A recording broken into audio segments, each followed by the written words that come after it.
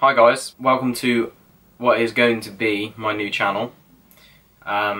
It's something that I've been thinking about for a little bit now, and I think what better time to start it than before the start of the season.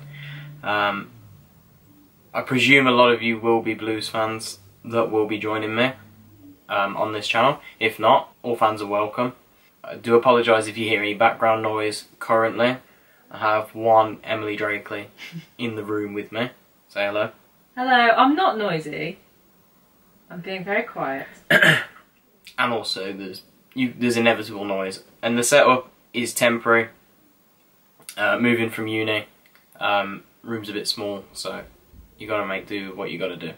Anyway, in this video, I wanted to talk about pre-season. Following on from last season and how we did. Obviously, the way we finished the season really strongly under Gary Monk. When he came in, I think we only lost one of our 6 home games, something like that, 7. I can't remember how many he took charge of. But some excellent results towards the back end of the season with Sheffield United, who were still chasing playoffs at the time, and Fulham, knocking them off a 23-match unbeaten run. So some really impressive results, and it wasn't just the results that we were grinding out, it was the actual performances as well. Some really good football. I would say we outplayed Fulham on the day, and I don't think many teams, if any, could say that they did that this season. Maybe a few. And when we played Sheffield United, it was a test of character as well. And Monk brought that unity into the squad. You know, we saw it a lot of times against Sheffield United. We had to come back from a goal behind. We played Bolton away, which was an absolutely crucial win, and we had to play the last half an hour or 20 minutes with 10 men, and it was just a bombardment, and the squad held together. So you know, I'd like to see a lot of that coming into next season. I think it is possible because the atmosphere in the camp sounds really good. Everybody seems really positive. And pre-season's gone as you'd expect. It's been a routine pre-season of fitness and strengthening. The squad looked really good. They look really fit. They look really strong. They look way more advanced than they were this time last season. I remember going to the Swansea game, the last pre-season game before the season started, and we just didn't quite look up to scratch. The players looked a yard off the pace. They were getting out muscled. The passing was a little bit off. None of that this season. I was at the Brighton game Saturday, and it was really good. I thought the performance merited a win. We didn't get the win. However, we could have had 3 or 4 by half time. I thought Keith Bell's goal was outstanding. We know he can do that. It's only 1 in 20 that he ever does it. Let's face it, but he can do it. But all in all, the players just know what they're doing. We're like a well-oiled machine at the minute. Really strong at the back. I thought we were outstanding defensively. I think that's going to be massive for us again this season. The back 4 just looked in sync. But leading up, the whole pre-season's been, it's not really been about results. We went to Austria and played a couple of German sides. I can't put my finger on the names, I'm sorry. Should have done research beforehand, but I know we lost the opening game 1-0. I believe it was 1-0 anyway, and then we drew the second game 1-1. A lot of the kids were played, and I thought they held, they gave a good account of themselves really. The game in which we drew 1-1, I saw a lot more improvements. I saw a lot of our key players starting to step up and take charge. Hotter's goal was really good in pre-season. He's impressed me all pre-season. Craig Gardner has looked like a completely different player coming in pre-season. I know we've had 18 months of him now since he's been back, and we all remember what he was like back in 2009 to 2011. He was the catalyst of the team almost, especially in that season we went down, but he still scored, I think it was 10 or 11 from midfield, and if it wasn't for him, we probably wouldn't have took it to the last day. So but he's just not been the same player since he's come back. He's been injured a lot, but even when he's been in the team, he's been sluggish, he's been poor in possession. His shots, I can't remember him taking many shots last season that really troubled anybody. He scored against Bristol City towards the beginning of the season. Apart from that, really hasn't impressed me. But pre-season's come along and he's clearly been worked hard, and he looks well up to scratch again, which is timely considering we lost David Davis, who looks like he's going to be out for another couple of months. And you know, this leads me on to the next topic of transfer embargo. As we speak, currently, I believe it's been lifted in some way, shape or form. Last couple of weeks have been a little bit ropey, to say the least, and that's really hindered pre-season, if we can put it like that. It's not the fact that I think we're absolutely crying out, otherwise we're going to go down. The initial squad that we got, sort of 15 senior players, are all really good and good enough to stay up, even good enough to challenge for lower mid-table, comfortable mid-table. We're talking 14th. However, I believe with the manager that we have in place and the management staff and the whole setup of the club, we need to be challenging higher. My aim this season would have been top half, top 12, even to push for playoffs. However, can we really is that really realistic without some additions? I would say yes with the squad we have, but that's not taking into account injuries. We all know there's going to be injuries through the season, and that squad is looking really thin. That's where the transfers would come into play. As of this afternoon, and Edward Cheng put out a tweet saying that we finally got some good news. We haven't actually heard officially whether the embargo has been lifted or not. That remains to be seen. I'm sure he wouldn't tweet anything with his head on the line like he has been, unless it was to do with the embargo. So I presume it's good news, and we can bring in a few bodies, and it's what positions we really need to strengthen. Goalkeeper is just the obvious one. We have no first team goalkeeper. We have Connell Truman, who looked really good actually. I'd be happy to have him as second and first choice rotation keeper, but I think we need a more experienced head in there as well. For now, I personally wouldn't have minded Kujak in still as first choice goalkeeper if we really needed to shift some wages. Keeping Stockdale was difficult. I don't think he's that bad of a goalkeeper. Had a mistake in him last season, but all credit to him, remained professional throughout the season. But his wages clearly are a big hindrance on the club. I don't know an exact figure, but I believe it was, you know, anywhere between £30,000 and £40,000 a week, and in the Championship that's just obscene. So we need a goalkeeper. I think the back line's fine, if I'm honest. I don't think we need any additions. We lost Robert at the end of season, retirement, but Dan Scarr I think is a suitable replacement, if not better now with his age. You know, he's young. He had a fantastic season. I watched him a few times at Wickham last year, and he was outstanding. With Wes Harding as well coming in as a late bloomer from last season, I have no worries. If Pedersen is signed and registered, I don't think we need to touch the back line. I think it's good enough. I think it's strong. Moving into midfield, we lack a creative ball-playing midfielder. Every single fan on Twitter and every fan I speak to knows it. We need a midfielder that can run the game, that can pick the passes, that can unlock teams. We hoped Craig Gardner would do that. He hasn't done that. And we can't take any chances and keep saying, well, he might do it. He looks good. However, I'd like to see us go for Ryan Woods. I've admired him for years. I admired him before we started raiding Brentford last summer. I always liked him. He was at Shrewsbury beforehand, and I watched him there a few times. Outstanding, would fit the bill perfectly. Never going to happen. Probably Brentford don't want to sell to us anymore, which would make sense. And even then, could we afford his price tag? It'd probably be anywhere between 5, 6, 7 million. I don't think we have that money to throw around this summer, so we need a creative midfielder.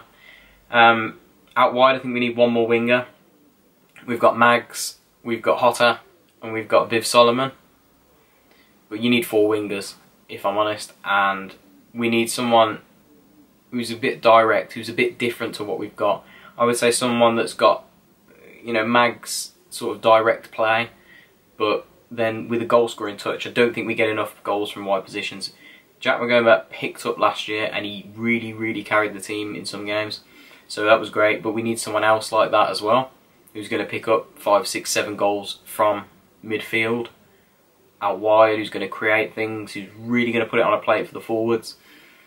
I think we're missing that. Marvin Johnson was a name that was linked a few months ago actually now, and it would be taking a punt. He really didn't play last season, but he's the kind of player I'm talking about. Good season at Oxford beforehand, really impressed me. I think we played them in the pre-season game and I went to watch that, and he was their standout player. He was outstanding, so I would have took a punt on him. I still might, you know, I would still recommend it depending on how much money we actually have to throw around. So, but definitely need someone out wide who's going to really take charge of games and score some goals from midfield. And then finally, we need a goal scorer. We were the joint lowest scorers last season, and again, it's just not good enough. I think we were one of the lowest scorers the season beforehand. I believe that was part of the genetics of Rowett's team. We didn't score a lot of goals, but we really didn't concede a lot of goals. So we could win games 1-0, 2-1, and we weren't scoring a lot of goals. Then when things started to fall apart, the back line started leaking more, and we still weren't scoring goals. Now it's time to change that. We're not a Gary Rowett team. We're a Gary Monk team, and I believe we don't have the number 9 sufficient to fire us up the Championship. I'm a huge believer in Shay Adams. I think if he was fit and he wants it, if he's really up for it, he's a 15 goal a season striker, and he's good enough to hit any team into the playoffs. He's that kind of forward. But he'll have a half a season, in my opinion. Even if he's fit for a whole season, his attitude only carries him through half the season. He doesn't quite have the desire, I don't think. Maybe that might change this season. I think in technical terms, he's the best player we've got if he's on his game. But I don't see it enough from him. I hear a lot of moaning and groaning. People say how wonderful he is, but yet he's not trying. So we need a number 9. We've got Vassell coming back, but we need 4 strikers. Jukovic, he does his job, target man, but it's going to chip in with a few goals. He's a bit more of a workhorse. You got Vassell, so excited to see him back. Fantastic player. What we saw of him last season, and when I watched a bit of him at Luton, outstanding player.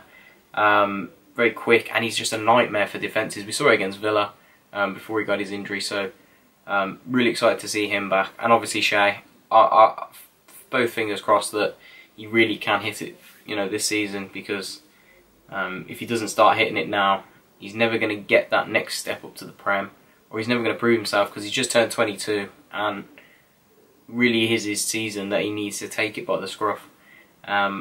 As for number 9, I don't know who I could recommend, to be honest.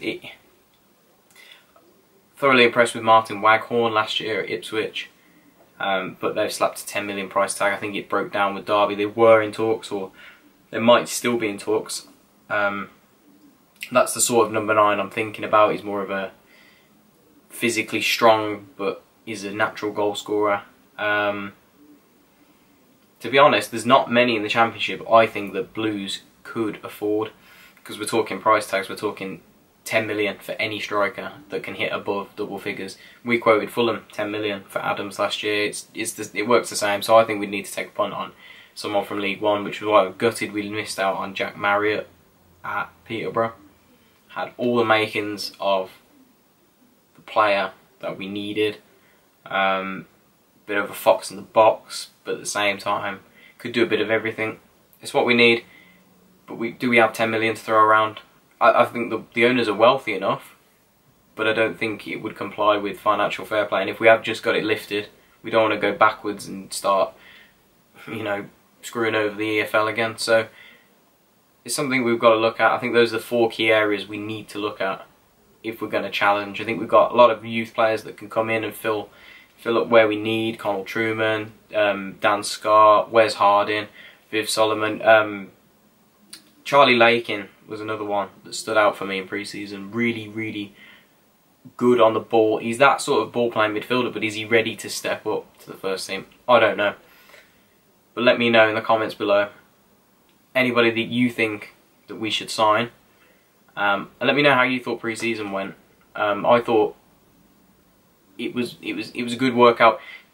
More so for the physical aspect. I think the players look more ready this season for the season ahead. It's a long season.